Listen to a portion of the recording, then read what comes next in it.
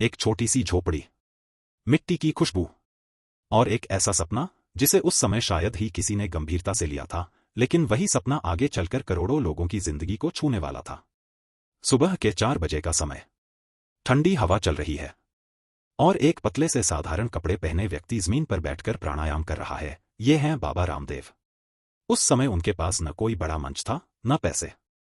सिर्फ एक विश्वास था कि योग और आयुर्वेद सिर्फ पुरानी बातें नहीं, बल्कि आज की सबसे बड़ी जरूरत है। उनके साथ थे आचार्य बालकृष्ण, जिन्होंने अपनी पूरी जिंदगी जड़ी बूटियों को समझने में लगा दी थी। दोनों एक छोटे से कमरे में बैठकर पुराने ग्रंथों को पढ़ते, जंगलों में जाकर औषधियां इकट्ठा करते और रात रात भर उनके प्रयोग करते। न कोई बड़ी लैब थी, न आधुनिक मशीनें, बस प्रकृति और अनुभव।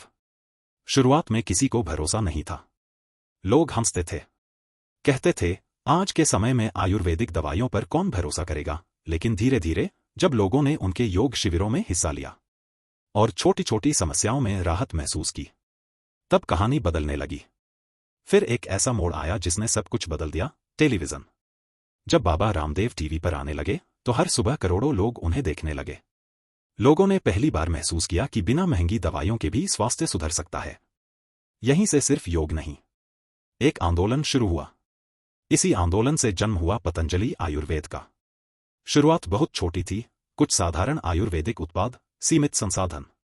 लेकिन लोगों का भरोसा इतना तेजी से बढ़ा कि मांग को पूरा करना मुश्किल हो गया। लोग लाइन में लगकर उत्पाद खरीदने लगे, क्योंकि उन्हें सिर्फ एक सामान नहीं बल्कि विश्वास मिल रहा था। लेकिन यह सफर आसान नहीं था। बड़ी बड़ी विदेशी कंपनियों के बीच अपनी पहचान बनाना, गुणवत्ता को बनाए रखना और लोगों का भरोसा कायम रखना, ये सब बड़ी चुनौतियां थीं। हर कदम पर सवाल उठे, आलोचनाएं हुई, लेकिन साथ ही तेजी से विकास भी हुआ। कुछ ही सालों में पतंजलि आयुर्वेद एक छोटे से प्रयास से निकलकर एक बड़ा नाम बन गया, हर घर तक पहुंच गया। टूथपेस्ट से लेकर दवाइयों तक, हर जगह एक ही नाम दिखाई देने लगा।